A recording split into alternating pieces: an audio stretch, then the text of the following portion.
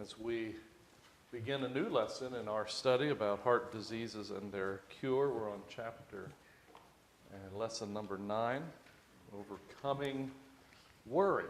Overcoming worry. And we've been talking about that in connection with our previous study on fear, because they many times go hand in hand.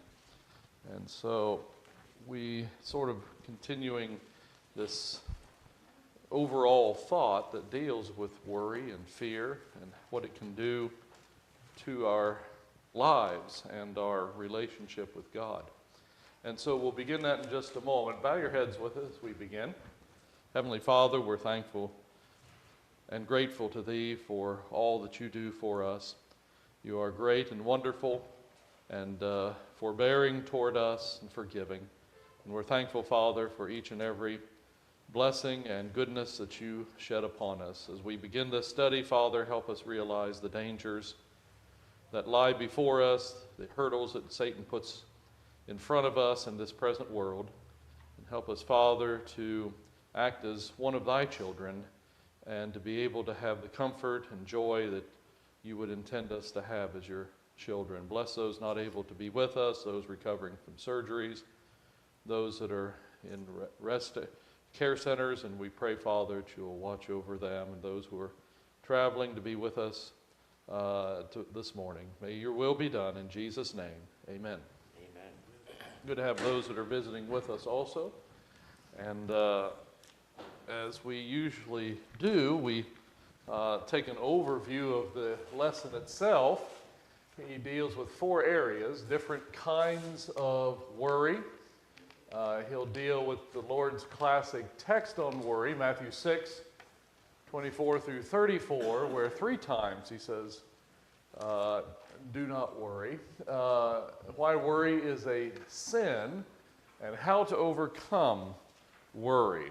And as Brother Winkler has done, you can see the basic idea that he follows throughout all of these lessons.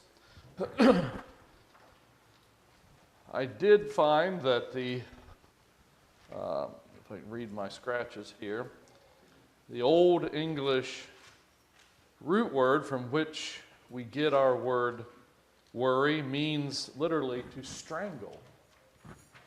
To strangle. That's not a good background of a word that you want to include in your vocabulary a lot, but that's the root idea from the word with which we get worry. Mark, does that make a connection between permanency? Permanency? In what way? Well, what you're saying, it kind of sounds that way with worry. Well, it certainly gets to the effects of it, perhaps. The idea that it can strangle one's mind and life, the idea of that. We don't want it to be a permanent thing, that's for sure. But it gets to the idea of where the root idea of this word came from. It's a strangling of one's mind and life, as we know. I don't know how many of you would recognize this one. It's Alfred E. Newman. Alfred E. Newman. What? Me worry? I grew up with a brother still at home who was a fan of Mad Magazine. This is the mascot of Mad Magazine throughout the years. It started in the 1950s, was very popular in the 1960s and 70s especially, and I found a lot of his Mad magazines lying around. It's a satirical magazine, still is.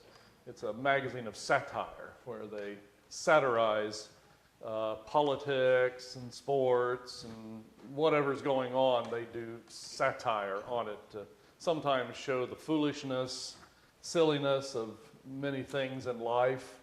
And Alfred E. Newman, as he was called by one of the editors early on, was a gap-toothed, wide-eared young fella. It came from if I remember right, it came from an old dentist thing about a young boy with a missing tooth, that everything will be all right, and they adopted that. But I remember looking at it, what, me worry? That was always the idea.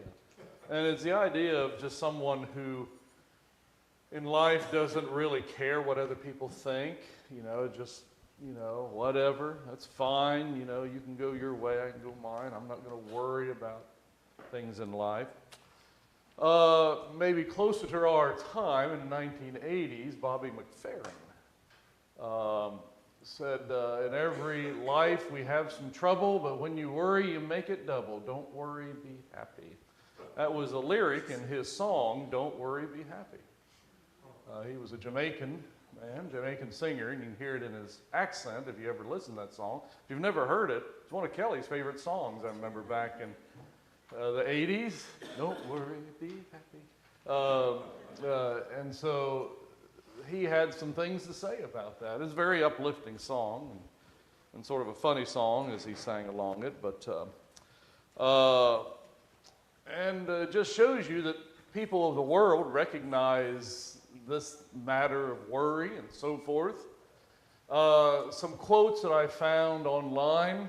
Worrying does not take away tomorrow's troubles, it takes away today's peace. We'll be talking about the idea of the peace of God that's talked about in the scriptures as opposing worry, but that's a good statement that gets to that principle. Here's another one, stop worrying about what can go wrong and get excited about what can go right. Again, one's outlook is the whole point here. It's just a matter of outlook. Worrying won't stop the bad stuff from happening. It just stops you from enjoying the good, sort of similar to the previous one. Worrying is suffering one more time than you need to. Another thought there. Food for thought, as we say. Do not anticipate trouble or worry about what may never happen. Keep in the sunlight. Some guy named Benjamin Franklin said that. And we'll talk about here, he mentions about the idea of, one idea of worry was worrying about things that probably will never happen. And we worry ourselves to death about those things. Worry pretends to be necessary but serves no useful purpose, Eckhart Tolle said. Pretends to be necessary, but serves no real purpose. Martin, Colossians chapter 3, Paul said, let the peace of God rule in your heart. That worry takes away peace, as you just mentioned, then the peace of God cannot rule in the heart. Yeah. That's worry at the same time. That's right. Just like a heart that cannot have both faith and fear in it, is a heart that cannot have both peace and worry in it at the same time. People have talked about, psychologists and doctors have talked about the physical consequences of anxiety. We probably are familiar with that. Things will be listed such as headaches, neck pains, ulcers, back pains, hypertension. Affects your thinking, your digestion, your coordination. It can have certainly a detrimental effect upon our health. And time actually can be an enemy here, because the more time to worry causes more problems. The thing is, we usually don't act upon our concerns. And so the longer we don't act, the more time we spend in the grips of anxiety. Sometimes we just need to act and deal with what needs to be dealt with. He begins the lesson talking about this is known as the age of anxiety. And remember, he was writing again back in the 70s. It's a good thing we've solved all that by now. Martha has many brothers and sisters in our day who are careful and troubled about many things. Luke 10:41. Who's this Martha? Sister of Mary. That's right, sister of Lazarus and Mary. Very good associates and dear friends of Jesus himself. So they had many good characteristics that Jesus liked to be around with them, and they enjoyed being with Jesus. But Luke 10 tells us on one occasion Jesus was at their home. What was he doing? What was Jesus doing? Yeah, teaching, as he usually would be doing. And Martha was seeing to the service of those who were there. We don't know how many were there at the home. Mary, her sister, was in attention to Jesus' teaching while Martha was serving, and she asked the Lord to sort of rebuke Mary to help her. Here's the path. Whoop, there's another one. I'll come back to that. But she was concerned. She was anxious about serving and helping. And anybody in that position can understand that. But the Lord answered her, Martha, Martha, you're anxious and troubled about many things. And certainly that can describe our lives. We can be anxious and troubled about not just one thing or a couple things, but many things. What Jesus wanted her to do was to be able to be released from that. To not be bound up in that. And as we're going to see, he mentions, honestly, we can't live free from all sense of anxiety and concern. That's not possible. But we can be, as we dealt with fear, overcome and destroyed by it. And so we've got to find a balance of some sort here. He says, indeed, worry is the watchword of our world. If we do not have a job, we worry about that. If we have a job, we worry about losing it. If we do not have any money, we worry about that. If we have money, we worry about where it all goes. If we do not have a car, we worry about that. If we have a car, we worry about it breaking down. So you see, it's just, there's no solution to it. If we do not have an education, we worry about that. If we're getting an education, we worry about passing the course. If we're sick, we worry about that. If we're well, we worry about getting sick. If we feel a flutter of the heart or a pain in the abdomen, we're convinced that we have heart trouble or ulcers. The very thing that might have caused that. We worry about that. One warrior said to the other, I have so many troubles that if anything happened to me today, it will be 2 weeks before I can get around to worrying about it. Just get in line. I don't have time to worry about that. I'll put that on the list. And that might be so. And the older you get, the more things seem to pile up, the things that we are concerned about. And then the second paragraph, he notes, now life cannot be lived free from all sense of anxiety and concern. There may be people who seem to be like that, again, like Mr. Newman up there, what, me worry? You cannot live totally absent from it. Turn over to 2 Corinthians chapter 11. 2 Corinthians chapter 11 and in verse 28. I have a lesson on this, and I preached it here a while back, called Paul's Concern for the Churches. After listing all of the things that he went through in his work as an apostle, being whipped, being stoned, being beaten, shipwrecked, perils of various things in his travels, sleeplessness and hunger and thirst. He went through a lot of difficulties. And he said in verse 28, besides the other things, what comes upon me daily, my deep concern for all the churches. So we live concerned about things. Paul said that. He didn't apologize for that.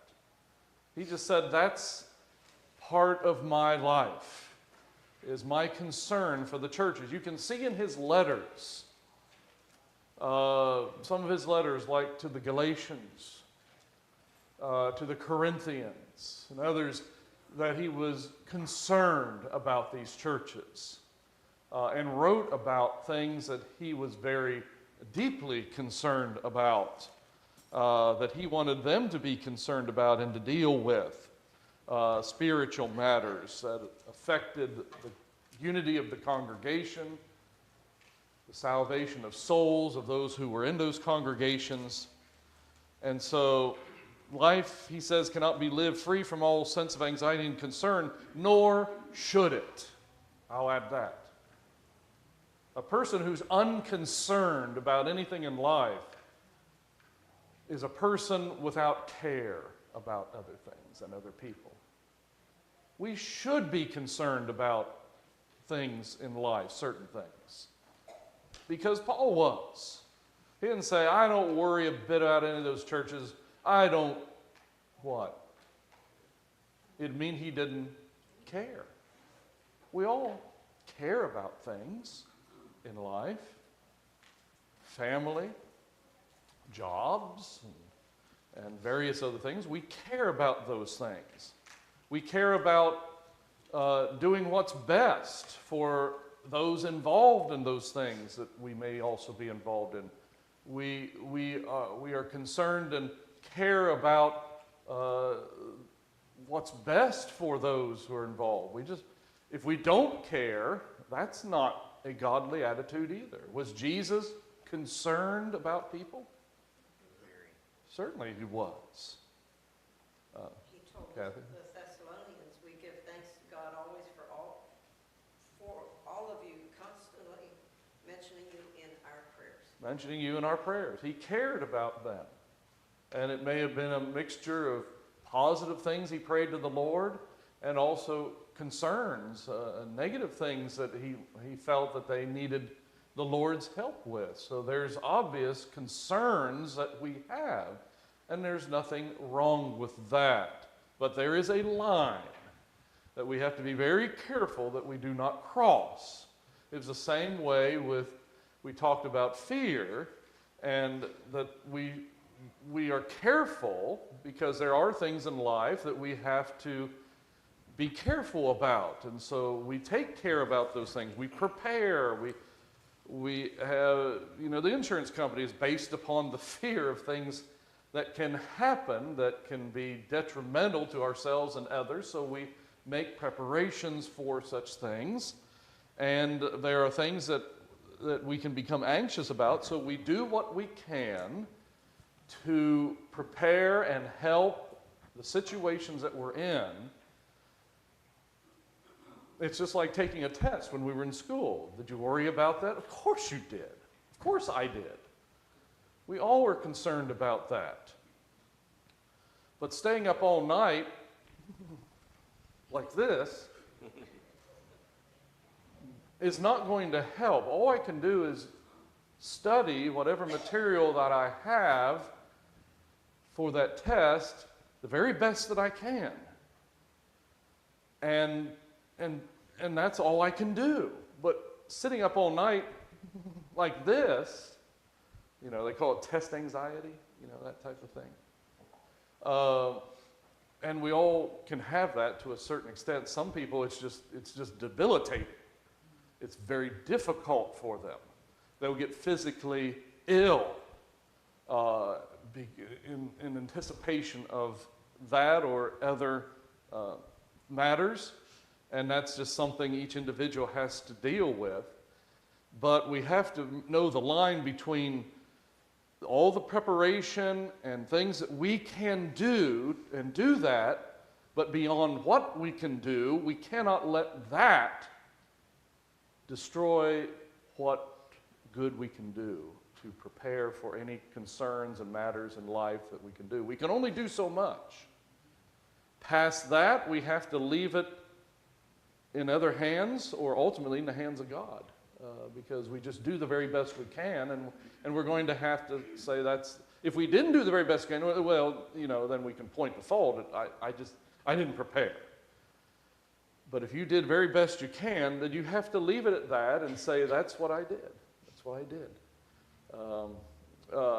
And move on from that strive to do even better next time and so forth, Scott? You were talking a while ago, or even just the last 5 minutes, about really getting worked up and anxious about all kind of stuff to the point you can make yourself physically sick and so forth. And the comment I'm about to make, I want to be careful. I'm not denigrating anyone that's taken legitimate medicine needed for a actual health condition, physical health condition, or perhaps to help with anxiety. Y'all know I'm brain damaged, so I have to take medicine to slow my brain down, for example, because it runs wild and makes me not as good as I should be. So, but our society in general, it's almost like we want a pill for everything. I think we're almost conditioned by our current modern society that there's got to be a quick fix and a pill so I can just keep on moving and get all this stuff done, get my bucket list in life done, or whatever it is, whatever my personal goals are. And you know, that's not the way we handle worry. It's not I'll take a pill and maybe, you know, that'll take my worry away and I'll just keep moving. You know, and a related point with it is 2 Timothy 4, verse 20, Paul said, Erastus stayed in Corinth, but Trophimus I have left in Miletus sick. Paul left a man behind sick. And that's fascinating because, you know, we know there's some people today, they say, well, you know, once you become a Christian, you know, your life's going to be, you're not going to have these problems, you know, and of course the people we've talked about, the Holy Spirit, some people claim to heal today. Why did Paul leave Trophimus in Miletus sick? We don't know all the answers to that question, but we do know that that's part of life and that's part of a legitimate concern, if I can use that word, versus anxiety, and that there wasn't Paul could have done like, well, let me just go ahead and heal Trophimus so he can move on. But even then, God allowed people the natural things, the natural order to take place. Paul was given a thorn in the flesh and begged God 3 times to take it away, and God said, my grace is sufficient. So the point I'm leading up to, it's kind of what you just said, just maybe said a different way, is that instead of thinking there's a quick fix, a pill that's going to make all this go away, God's got the answer right here that we'll look at, Lord willing, the next 2 or 3 weeks. And it is something that we can do something about, because I'll confess, there's been times in my life I was just a mess. We're eaten up with worry to the point I was choking and strangling. But I'm learning, and sometimes I still go back into these bad patterns.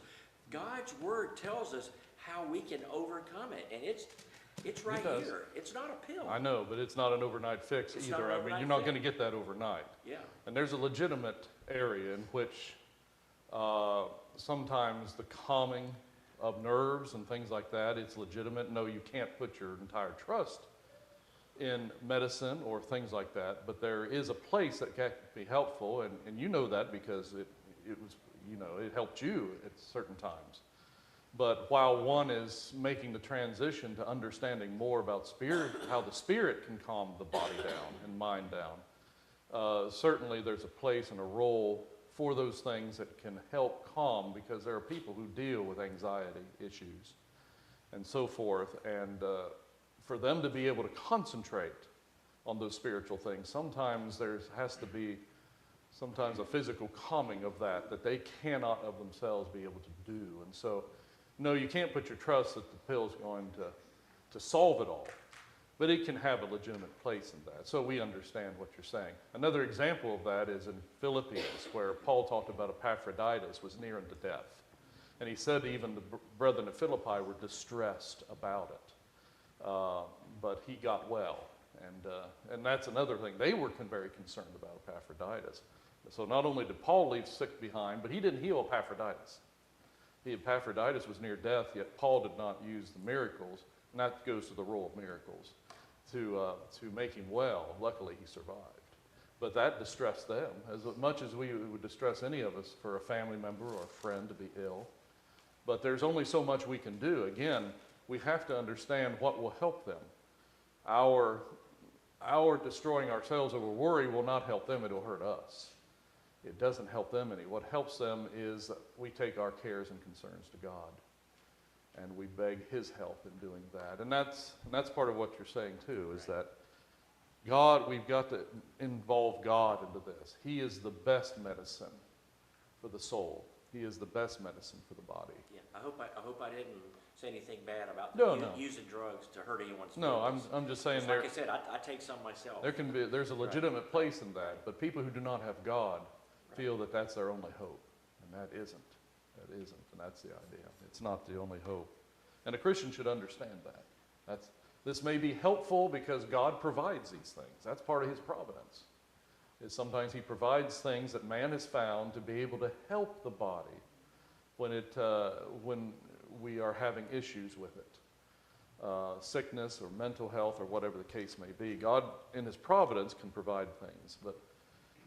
But we have got to be able to more and more wean ourselves off of that and let the soul dominate the body, not let the body dominate the soul. The soul must dominate the body. And for the soul to be right and good in the eyes will help the health of the body. I'm convinced with that. Even John told, was it Gaius there in 3 John, may your health be as good as thy soul, or may thy soul's health be as good as thy body. Bobby, which was it there? I know you know the passage I'm talking about. That in 3 John, isn't it? Yeah. Oh, here, verse 2. Behold, I pray that you may prosper in all things and be in health just as your soul prospers. If your soul is prospering, that can help your health to prosper.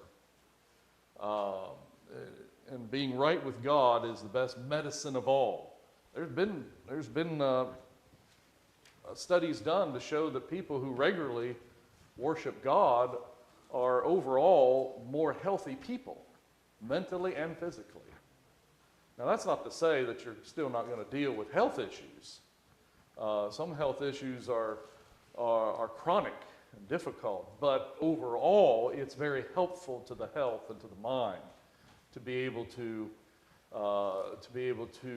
be spiritually minded, shall I say, not physically minded. So life cannot be lived free from all sense of anxiety and concern, but we have to know the line of which we can approach and where we cannot go further. He says, for example, being concerned about not having an automobile wreck will cause us to practice rules of safety first. Look both ways. All of that, And even then, people drive crazy, and you have to be careful. Within the last 5 years, there's 2 instances in where me and my family have come close to being T-boned by a speeder. One happened not too long ago. Really shook me up. Happened on the way here. None of you knew it, but I made it through the sermon. But I pulled out there I got off the exit to get away from traffic there at Forbes Road off of I-4. And there's no light, no traffic light there. I looked both ways. It was about dusk. I saw the lights.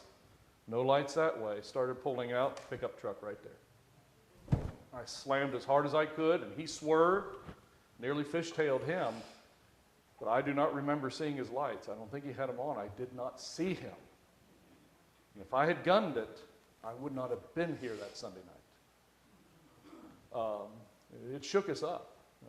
Katie was in the car and Kimmy was in the car. But I mean, it's that close. I did everything I thought I should have done, but still, I didn't see him. And he was moving. I mean, fast. And all I saw out of the corner of my eye was a pickup truck. Thankfully, my reflexes are still somewhat quick at 61 years of age to go from here to the foot to the brake. But I mean, we've all been in situations like that. And sometimes there are accidents. And there are consequences to that. But we do the very best we can. Should I worry about that to where I'm not going to go out and do anything? Well, I can't. I've got to go places. But I've got to be as careful as I can be and watch out for those that might not be as careful. Concern over becoming ill can cause us to practice rules of good health. Well, we don't want to get sick if we can help it. And we may do whatever we can to prevent that. Concern about the proper provisions for old age will cause us to practice rules of good economy. However, the problem is this: it's easy to let our concerns become cares and our forethoughts become fear thoughts. such obtaining the sin of anxiety results. Perhaps that's the lines we've got to be careful not to cross.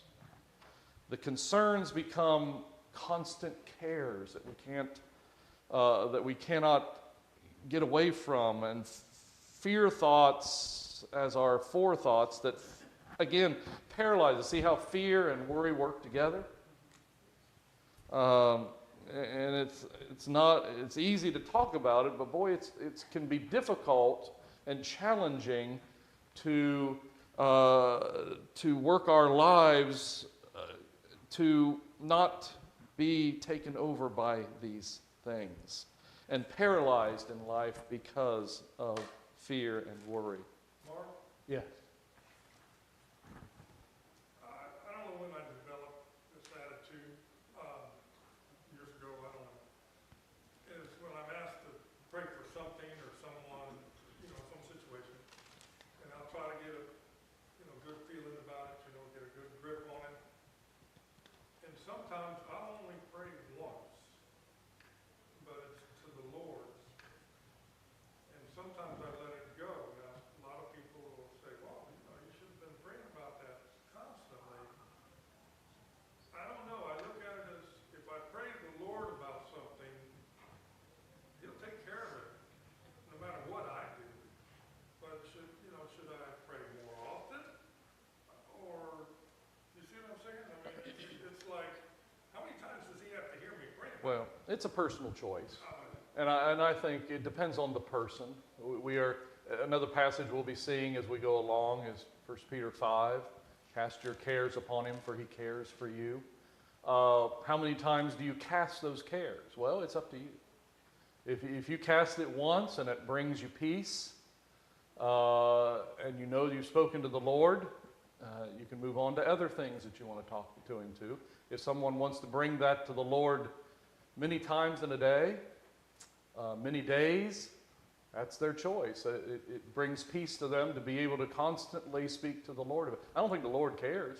He's happy to hear from us. He's told us that. He's pleased to hear from us. So He knows each one of us individually. He knows that if it brings peace for us to continually bring it to His throne, no, He has no problem with that. Or if we bring it once and lay it in there, He understands. He's heard it. So I think it's a matter of personal choice of how you desire to do that. Your way of doing things is not a matter of what other people need to do. They can do what they need to do. So each individual Christian can handle those matters as they see fit. I have no problem with that. Bobby? Mark, in Luke chapter 18, the Lord spoke careful to the end that men ought to pray and not to faint. And told the story of a certain judge that neither feared God nor regarded man. There was a widow who was continually saying, "Avenge me of my adversary." And finally he acknowledged, "I do not fear God nor regard man. I will avenge her, lest her continual coming she weary me."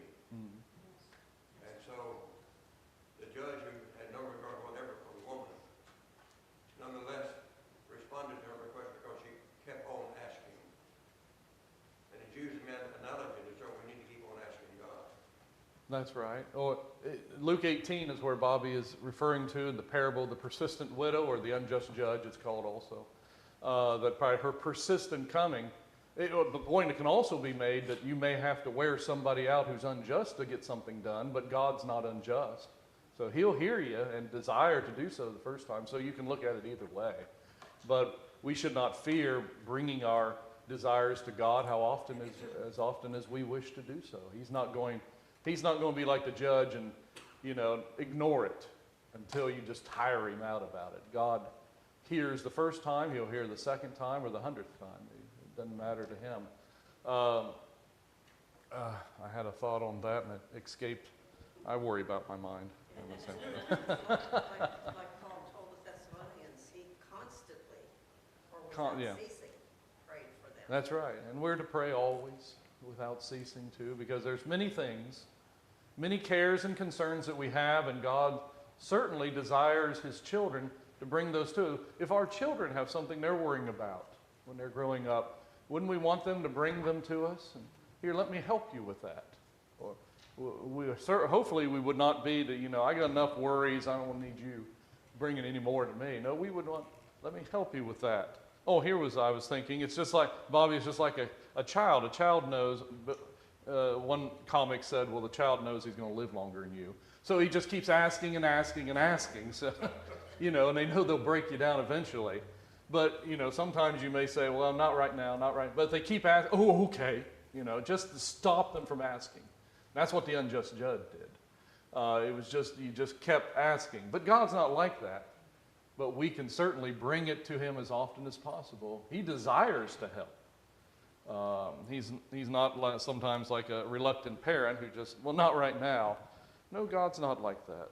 And that brings peace to our minds to know that when I speak to God, he wants to listen. He may be listening to 1,000,000 prayers of needs, but he's listening to yours as well as theirs. And that's very peaceful to know. Very good. Whew. Our time is going away, and we just got through the introduction. But different kinds of worry.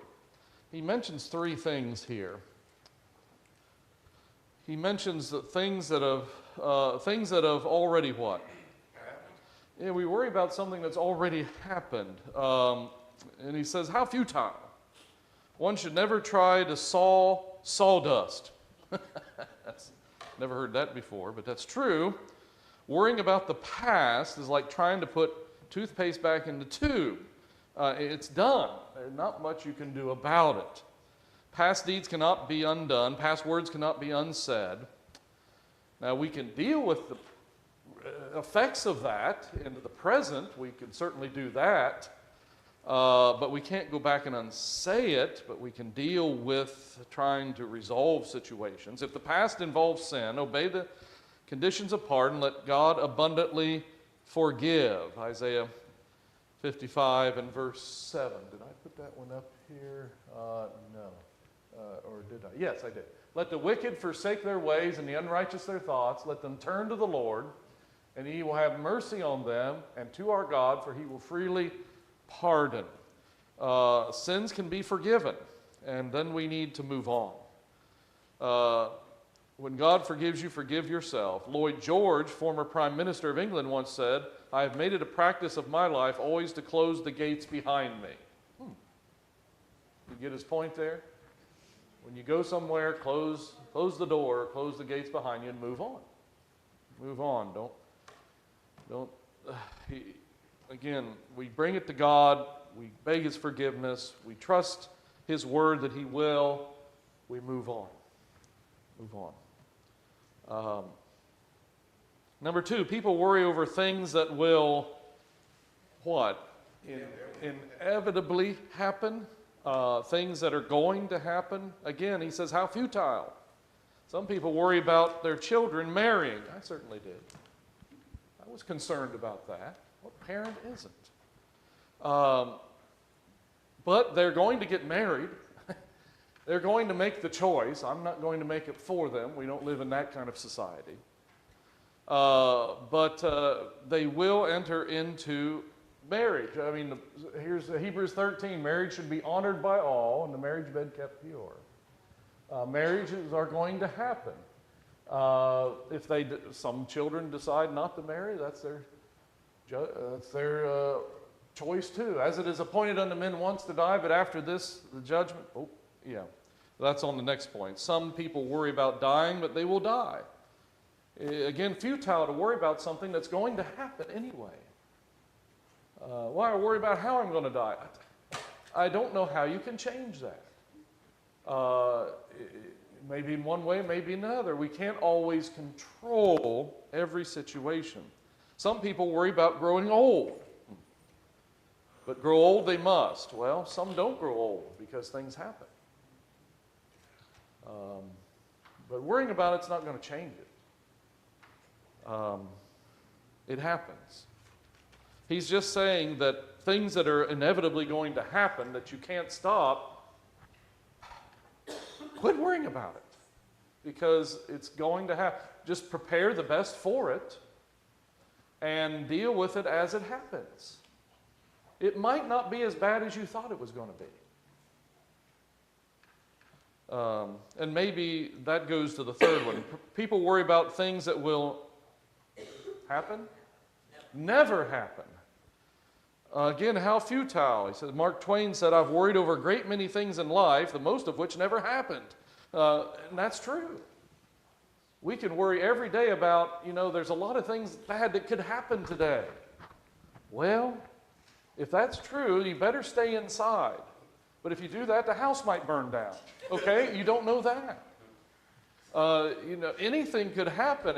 And before long, you won't grow old. You'll just kill yourself worrying. Each day, you have to deal with that day. Sometimes, you hear about tragedies on TV, people who died because of accidents or things like that, and you think about, they didn't get up that morning knowing it was going to happen. They didn't know anything about that because it came all of a sudden, something they didn't anticipate, and now they're gone. They didn't get up that morning and know that was their last day on earth. But we all could worry to say, tomorrow might be the last. Well, it might not. We can't worry about things that may never happen.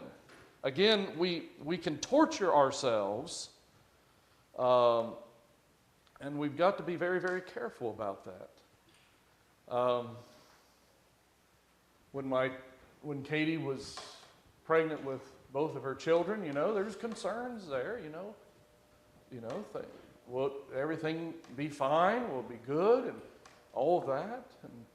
And boy, I hope, if I had worried about, I hope they don't need glasses. Well, little Ivy now wears glasses. If I'd have worried about that, would it have changed it? No. She couldn't see close up. The doctor found that out. She couldn't see. Her eyes were starting to cross because she was trying to focus on something close up. And they said, she needs glasses. And you see little children with those glasses. Now she's got those little goggles. But now, and it wasn't real hard to make her wear it because now she can see. And you can tell that she enjoys being able to see things close up now. She looked at Kelly's necklace on there. She had never seen it like that before. And she was, wow. Again, if we'd have worried about something like that, would it have changed it? No. Things happen as they happen. What we have to do is deal with things as they are. And not destroy our own selves, because that's futile for ourselves and for everyone else around us. We're time's virtually up. Did anybody have any other comment? One day at a time, that's right. And some here have lived more days than others, but it's still one day at a time. But someday we won't have to worry about one day at a time, will we? Or be concerned about that. Because in eternity, I don't know how many concerns we'll have in eternity. I think God's going to wipe away all of those. That'll be a wonderful time. There are legitimate concerns in life, and we have to deal with those properly. Not as worldly people do, but as Christians do. But someday God will take away even those concerns. What a wonderful place eternity shall be. Well, next time we'll look at Matthew chapter 6, the Lord's classic text on worry.